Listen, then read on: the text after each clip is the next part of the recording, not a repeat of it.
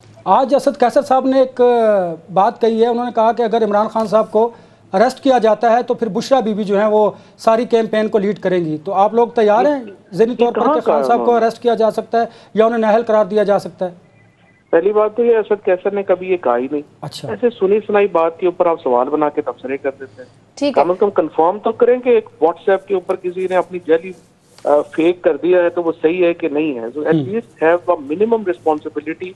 किस तरह की बात करने से पहले आप कंफर्म करें। देखिए मैंने तो इसीलिए कंफर्म करने के लिए आपसे सवाल किया है। क्या सवाल क्या किया आपने? देखा ही नहीं है कि किसी ने कोई फेक लगा दिया, आपने उठा के सवाल किया? नहीं, उन्होंने निजी टीवी पर उन्होंने टीवी चैनल पर ये बात कही है, कोई ट्वीट नहीं किया, उन्होंने कोई सोशल मीडिया पर नहीं लिखा। चैनल पे बात किया उन्होंने एक निजी टीवी चैनल से गुफ्तगू करते हुए ये बात की। टीवी चैनल पे किया? आप मुझे भिजवाए वो, मैं आपको क्लिप भी भिजवा दूंगा ताकि इसकी तस्दीक भी हो जाए आपको कि हम कोई इस तरह की फेक कोई गुफ्तगू नहीं करते। हम कोशिश करते हैं अपने शो में हमेशा कंक्लूड करें या कोई वे फॉरवर्ड बताएं और पॉजिटिव जो चीज़ें हैं उनको हाईलाइट करें, क्योंकि ये हमारा जहाँ आपका मुल्क है हमारा भी इतना ही मुल्क है। जितनी आपकी रिस्पॉन्सिबिलिटी है मैं समझता हूँ उतनी हमारी रिस्पॉन्सिबिलिटी है इस मुल्क को आगे लेकर चलने के लिए।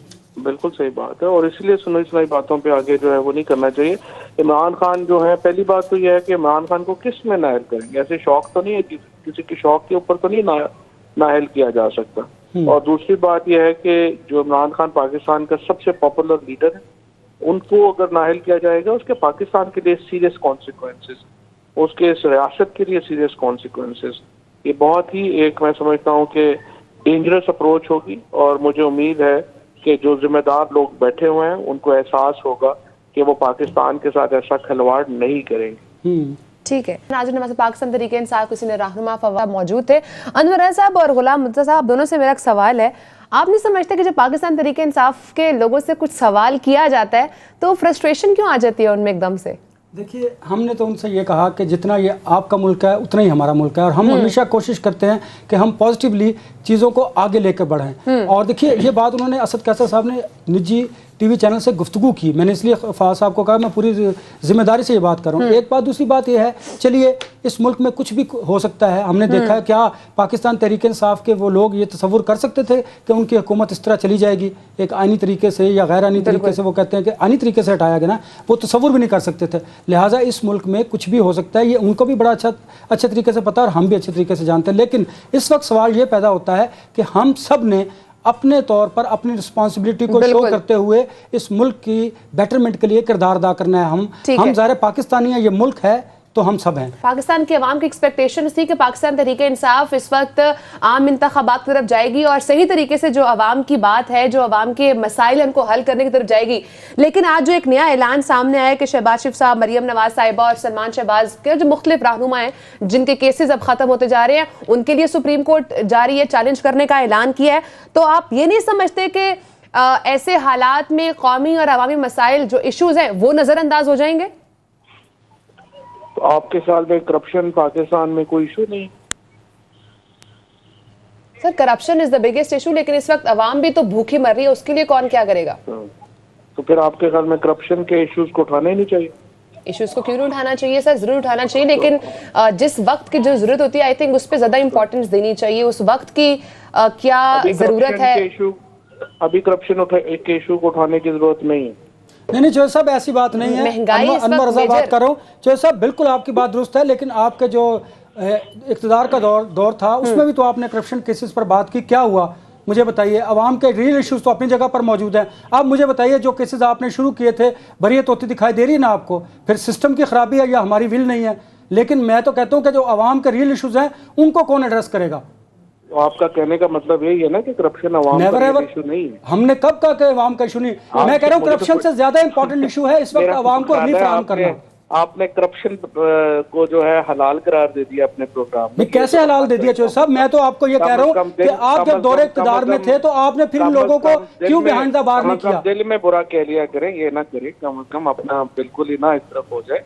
पाकिस्तान का सबसे बड़ा इशू ही करप्शन है। पाकिस्तान में इस वक्त जो कुछ हालात हैं, जो पाकिस्तान की तबाही हुई है, वो हुई करप्शन की वजह से। 1100 अरब रुपया आपकी जो लीडरशिप है, जो आपका वज़ीर आज़म और आपके जो उसके बेटे, उसके बच्चियां, उससे पहले उसका भाई, ये उठा के पाकिस्तान से बाहर ले जाए, मनी लॉन्ड्रिंग करते हैं, आपके ख्याल में पाकिस्तान में क्या बचेगा जिसके ऊपर आप अपने मुआशी फैसले करेंगे? नहीं तो पाकिस्तान में जब जी, जी। तक आप करप्शन के ऊपर, एंटी करप्शन के ऊपर आप सीरियस नहीं होंगे, आप उनके ये जो माफियाज हैं उनको नहीं रोकेंगे, पाकिस्तान के मुआशी मसले हल नहीं होंगे। और पाकिस्तान के मुआशी मसलों के साथ पाकिस्तान उससे भी ज्यादा अहम पाकिस्तान में सियासी इस्तेहकाम है। जब तक आप सियासी इस्तेहकाम पैदा नहीं करते, मुआशी इस्तेहकाम हो ही नहीं सकता। और जब भी पाकिस्तान सियासी इस्तेहकाम की तरफ बढ़ रहा था, 17 साल के बाद आप देखें, आप 6% पे ग्रो करना शुरू हो गए थे। 55 लाख नौकरियां पैदा हुई थी। आप पहली बार 17 साल के बाद पाकिस्तान के अंदर जो आपकी लार्ज स्केल मैन्युफैक्चरिंग है वो 11% के ऊपर ग्रो कर रही थी। आपकी कंस्ट्रक्शन इंडस्ट्री कहाँ जा रही थी?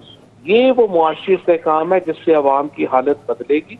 और इसीलिए जो 3.5 साल इमरान खान की हुकूमत जो थी वो पाकिस्तान की तारीख की क्लीनेस्ट गवर्नमेंट थी। कोई एक बड़ा स्कैंडल जो है वो कैबिनेट को एट्रीब्यूट नहीं हुआ, कोई एक बड़ा स्कैंडल जो है वो हुकूमत को एट्रीब्यूट नहीं हुआ, जिसकी वजह से आपने एक तरफ इस्तेहकाम दिया मुल्क को, एक तरफ मुआशी इस्तेहकाम दिया और एक तरफ अवाम जो है उसको एक सही डगर पे लगाया। सर, पाकिस्तान तहरीक इंसाफ के दौर में तो करप्शन केसेस के ऊपर केसेस हुए ही नहीं।